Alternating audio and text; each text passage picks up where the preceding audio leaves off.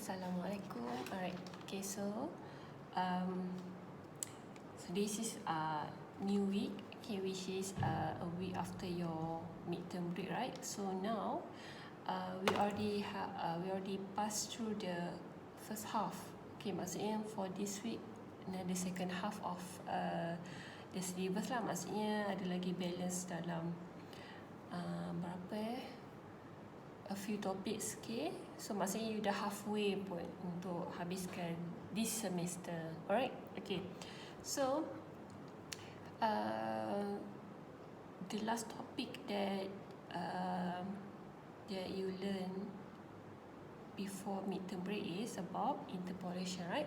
Okay. Alright, so now for this week, okay, you will learn about differentiation, pembezaan. Okay, so I believe that all of you have learned differentiation before. Mesti semua dah pernah belajar kan differentiation.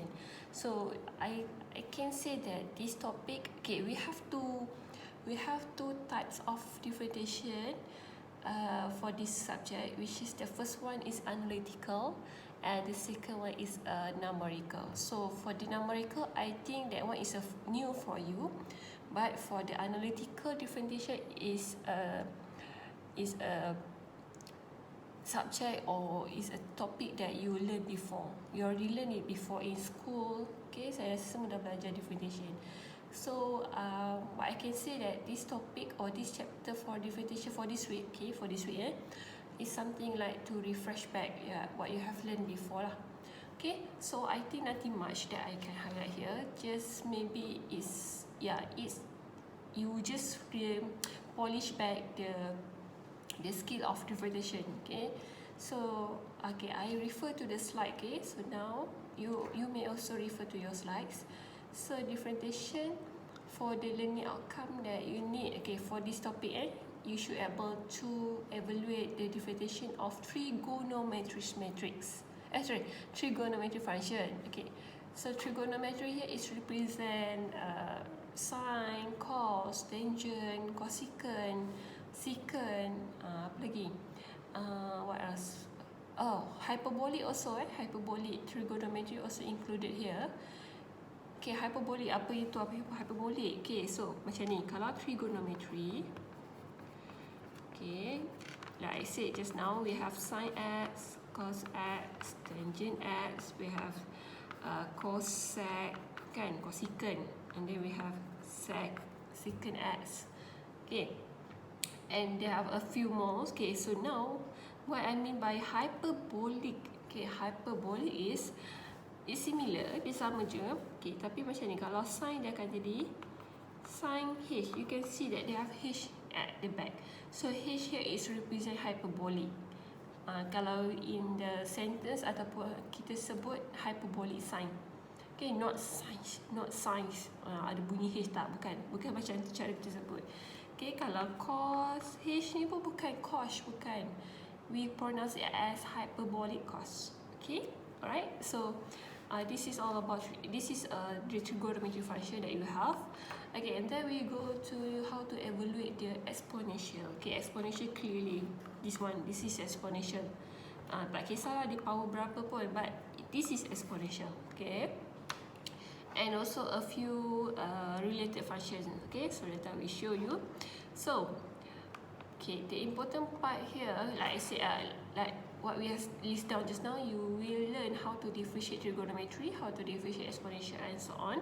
Okay, so but what I can say that okay, you can refer to your slide. So actually they have a few trigonometric function that dia dah tunjukkan, tangent, cos, cosecant, quad, okay, cotangent, quad tu is cotangent. Okay, how to differentiate and so on. Okay, and also exponential. Okay, alright, what else? Yeah, okay, so okay, for in this video I will show you is how to, okay, you can refer to the slide. So this video is such as I mean just for your enhance ataupun just to help you to get it more understanding on how the process of differentiation for trigonometry and also exponential happen. Okay, but before we go to that one, I think you need to know the basic rule. Okay, the basic rule of differentiation. Okay, the basic rule. So maybe the basic rule here is something like the operation yang involved. Okay, so you may have, you can see that in this slide also is mentioned. You can see that the basic operation number one is you will involve with constant multiplication. Maksudnya darab, constant darab dengan function. Okay, macam ni okay, let's say you have a function fx equal to 2x squared. So this is your function. Okay, this is your function. Constant here means, okay, let's say k. Constant here means like 5, 2, 3 number or any alphabet. Alphabet pun boleh. Kalau dia tak nak guna 5, dia guna k or a, b, c. It's also a constant. Constant means some number or any number or alphabet that doesn't have x there. Tak ada x. Macam ni kalau tengok fx, dia ada x kat sini. So this is your function. While for this one without x, it's a constant. Okay. So what's mean by constant multiplication is constant times multiplication. Okay. Actually this one also a constant ni. Okay. So kalau you tengok kat sini akan jadi 10x square kan. So what's mean by the basic rule of differentiation, for the first one is how to differentiate constant times with function. Like this lah, 10x square. And I believe that all of you can get the answer, right? Straightforward, right? What's the answer? 20x. Easy. Senang. Maksudnya, this one is you already learned before. Tak ada apa-apa pun. Just want to highlight back or just to refresh back what you have learned before. Okay, so this one is constant multiplication. Okay, other than that, we also have sum rule. Sum is summation lah. Okay, summation and also subtraction can be involved here. So let's say you have a function fx equal to x cubed. You have function gx equal to x square, let's say lah, for example. And then the question asks you to find the differentiation between fx plus gx. So you just add on these two lah, fx plus gx. Just add on. So x cubed plus x square. Yeah, cannot be merge lah, tak boleh pun. X cubed must be x cubed. Cannot be add up with the x square. It just like that. This one we will get like this only. Tak boleh combine apa-apa lah. Okay, sebab dia tak, the power is not equal, so we cannot make it any others than this. Maksudnya kalau you multiplication, yes, you can darab, power you tambahkan. But this one is summation, so memang tak ada apa-apa you boleh buat. Just leave it like this, okay? And then the question asks you to find differentiation of x cubed plus x squared. So you just do it one by one lah. So here is 3x squared plus 2x. Okay, so you get the answer. So okay, if you can see, I write this one first. I write the summation first, then baru I differentiate. It's okay for you kalau you nak buat macam ni. You differentiate one by one. For example, you want to differentiate x cubed first, and then you plus, and then you differentiate x squared. So you still get the same answer.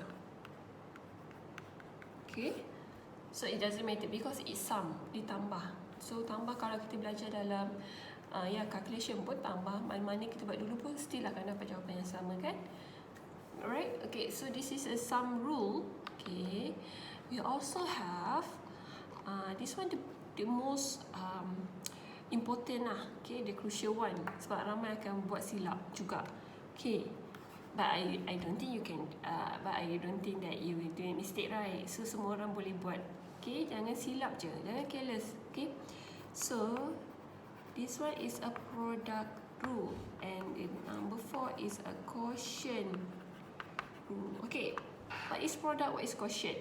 Okay, when we will apply these rules? Okay, bila kita akan guna these two rules? Okay, for the product rule, you will apply when you have two function. Okay, macam tadi pun summation pun ada two function, F and G, right? But the one is summation. So for the product rule, we will apply when you have two function multiplication. Two function, dua function, bukan constant dan function. It must be two function, and it's a multiplication. Okay, macam ni lah. For example, tadi you ada fx is x cube, gx x squared. So you have a multiplication between these two. Fx times gx. So the question asks you to find the derivative, the differentiation. So fx gx. So it's a multiplication, right, between x cube and x squared. Okay, yang ni macam tak sebab x cube. Okay, tak boleh. Bukan tak boleh.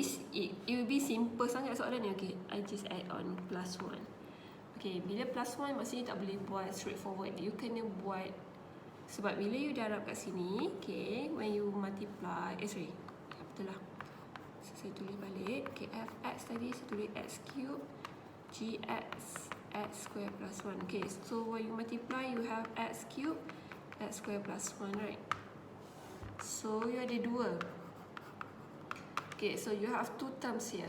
So you can see that the first one is a function, the second also function. So kalau jadi ataupun if you get it like this, okay, question macam ni, you need to apply product rule. Okay, product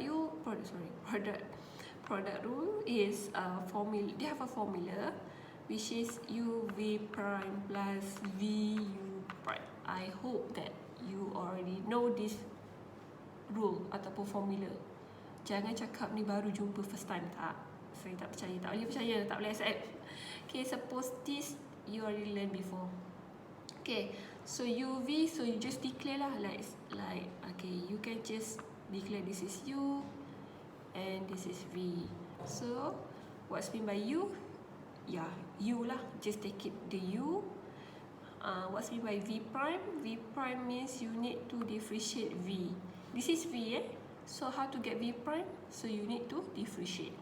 So and then plus V plus, you take it V, only V, not V prime, V, and then you multiply with U prime. So U prime means you differentiate U.